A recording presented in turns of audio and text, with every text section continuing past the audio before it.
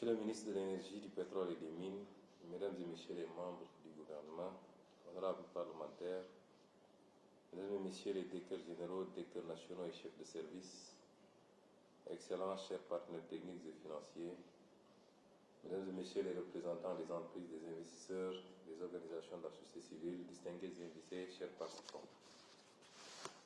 Je crois que depuis ma nomination au poste de Premier ministre, c'est la première fois que j'assiste au lancement, à l'ouverture d'un atelier technique sur une question.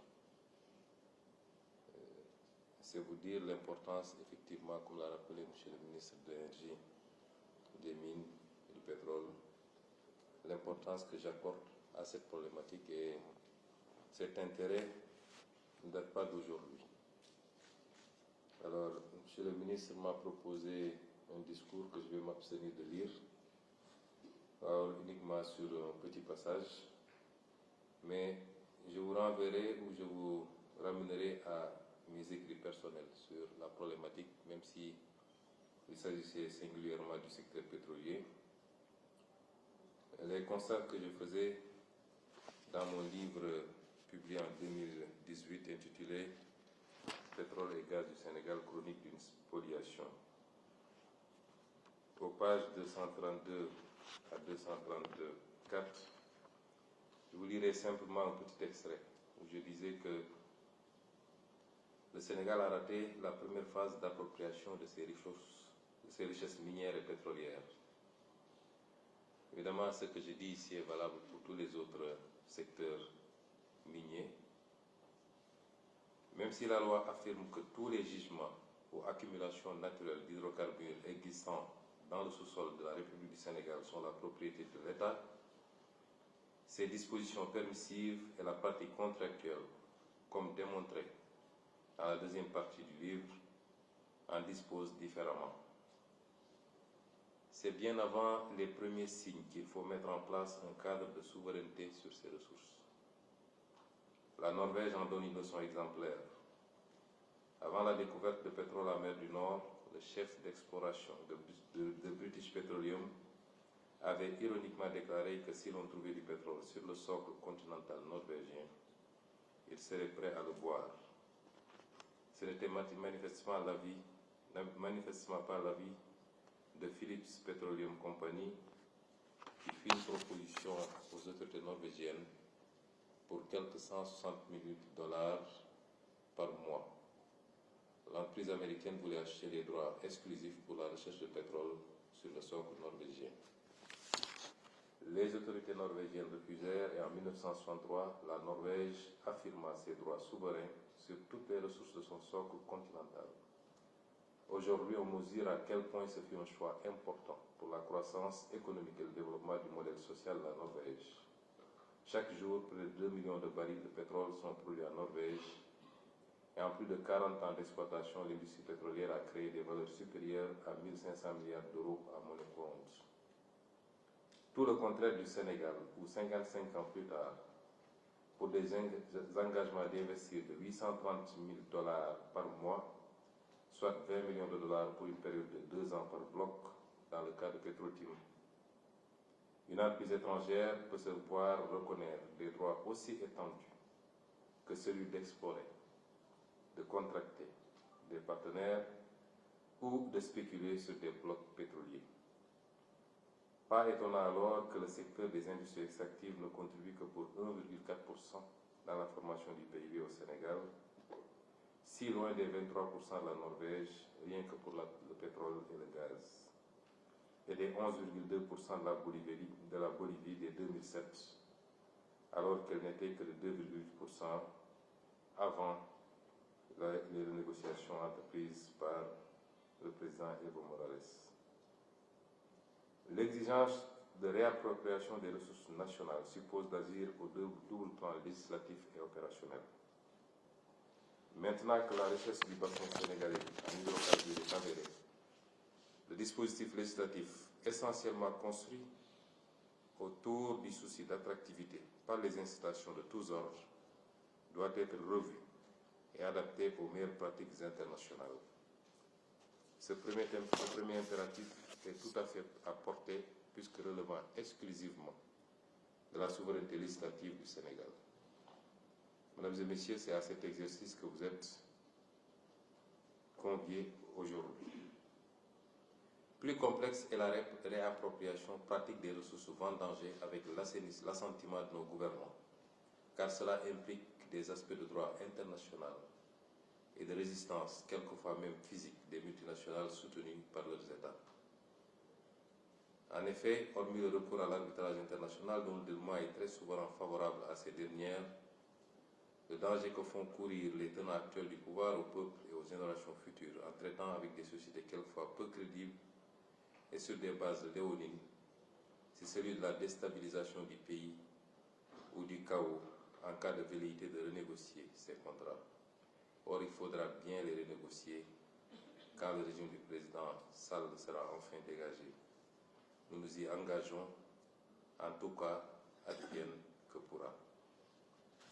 Ces écrits datent de 2016 et depuis notre arrivée au pouvoir, nous travaillons sur les deux phases que je viens d'évoquer. D'abord, la revisitation de tous les dispositifs législatifs pour les rendre les plus favorables aux intérêts du pays et du Sénégal. C'est le code pétrolier, le code minier, le code gazier et tous les autres codes connexes. Ce travail a été entrepris et je félicite le ministre de l'Énergie qui a choisi d'organiser cet atelier pour accélérer. Mais dans le cadre de la seconde phase, c'est-à-dire les renégociations, pour lesquelles nous avions mis sur pied un comité de relecture des contrats et des conventions au niveau de la primature, un travail important est en train d'être fait. Parce que quand bien même les codes tels qu'ils sont actuellement n'ont pas été faits dans le meilleur intérêt de notre pays, on aurait pu en tirer quelque chose. Mais à la pratique, nous nous sommes rendus compte d'énormément de violations, parmi lesquelles je peux citer le choix d'opérateurs peu crédibles quelquefois, souvent domiciliés dans des paradis fiscaux avec des réputations assez particulières, mais le choix également d'opérateurs qui n'attestent pas ou qui ne prouvent pas de capacités techniques et financières sérieuses. Nous revenons souvent au cas de Petro-Tim qui n'avait aucune référence, aucune capacité technique et financière et à qui on a vénéré notre bloc le plus prometteur pour qu'il en fasse ce qu'il en a fait après. Le non-respect du cadre légal également, dans les phases d'attribution, dans les phases d'extension et de période initiale, où les autorités ministérielles, en tout cas les autorités techniques, ne faisaient pas le travail de vérification qu'il fallait avant de procéder au renouvellement de ces périodes.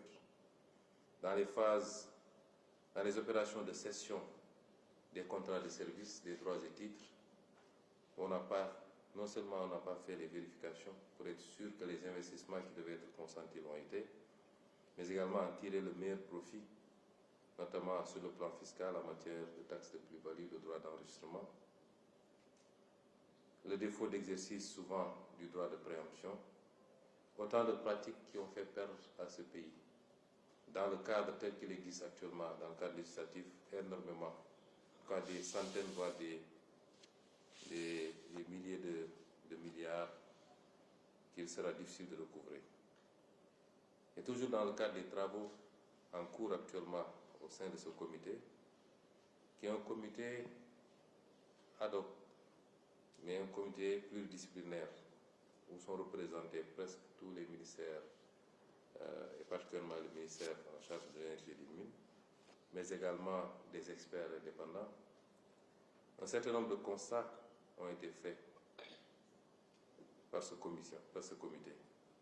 Parmi ces constats, je peux citer le non-paiement ou le paiement partiel des taxes et redevances, la prolifération d'exonérations fiscales et douanières indues, le non-paiement des dividendes à l'État, le non-respect des dispositions légales pour la protection de l'environnement et des communautés riveraines, la non-effectivité de l'application de la loi sur le contenu local, l'absence de transformation locale des produits issus du secteur extractif, la manipulation des prix de transfert, le non-approvisionnement du marché en gaz naturel et autres produits extractifs tels que l'or, le non-alignement sur les meilleures pratiques et les standards internationaux, l'absence de contrôle systémique sur les quantités extraites. C'est autant de constats alarmants qui établissent que le manque à gagner a été énorme depuis plusieurs années pour l'État du Sénégal et donc pour le peuple sénégalais. Rappelons qu'en vertu de la Constitution du Sénégal, les ressources naturelles appartiennent exclusivement au peuple sénégalais, qui n'en bénéficie pas, malheureusement. Et ce travail que nous avons démarré, d'abord par rapport à l'existant, revisiter tous les contrats, toutes les conventions, à dénicher les imperfections, aussi bien sur le plan synalagmatique, contractuel, que à la pratique, et poser ces débats sur la table avec nos partenaires. Essayer de rattraper ce qui est rattrapable.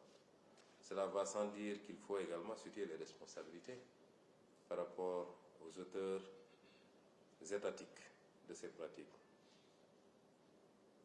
C'est un travail important qui nécessite qu'on décomplexe plus ou moins notre façon de concevoir, parce que quand on parle de contentieux entre l'État du Sénégal et certains partenaires, vous entendez beaucoup de Sénégalais vous dire que ça va dissuader les investisseurs, l'investissement, les gens risquent de plier bagages.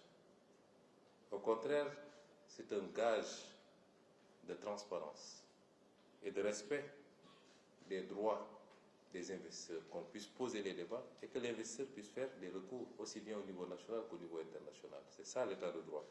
C'est ça la sécurité de l'investissement. Et la question qu'on doit se poser, c'est pourquoi l'Afrique reste le seul continent qui ne profite pas de ses ressources naturelles. Ailleurs, les ressources naturelles ont pu développer rapidement des pays. Des gens sont sortis de leur tente dans le désert pour se trouver dans des gratte-ciel en un temps record avec une bonne exploitation de leurs ressources naturelles. Pourquoi l'Afrique devrait être le seul continent où on continue à exploiter, expérimenter des pratiques léonines au détriment de nos pays? Si c'est cela qui doit décourager l'investissement, nous n'aurons aucun problème à laisser partir ces investisseurs. Tout ce qu'on demande, c'est l'application des mêmes standards, des mêmes pratiques que partout ailleurs dans le monde, en Amérique, en Europe, en Asie. Et c'est vous dire que ce qui est attendu de vos travaux est important. Au-delà des aspects que j'ai soulevés, il y a aussi le renforcement des préoccupations relativement au contenu local, à tout point de vue, et particulièrement pour les entreprises sénégalaises et les PME, PMI. La meilleure prise en compte des responsabilités sociétales d'environnement et des gains aux collectivités territoriales.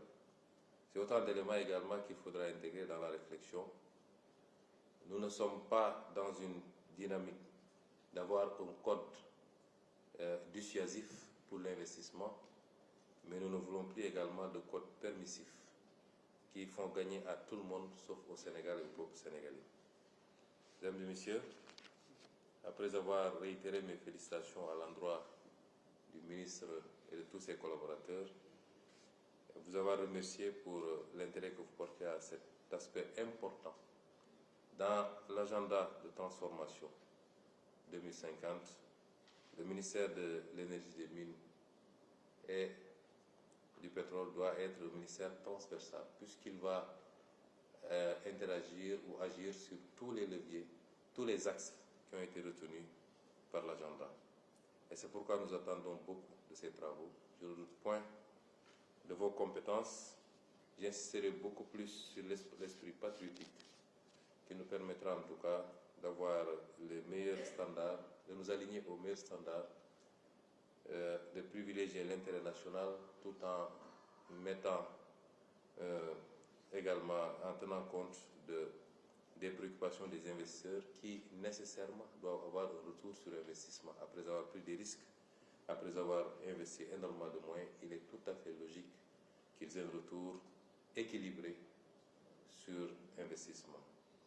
Sur ce, je vous souhaite une bonne réussite de vos travaux et nous attendons impatiemment les conclusions qui viendront s'ajouter à d'autres travaux déjà et qui nous permettront certainement de boucler le plus rapidement possible un référentiel qui sera soumis à l'Assemblée nationale pour entrer dans une nouvelle ère dans la gestion de nos ressources naturelles.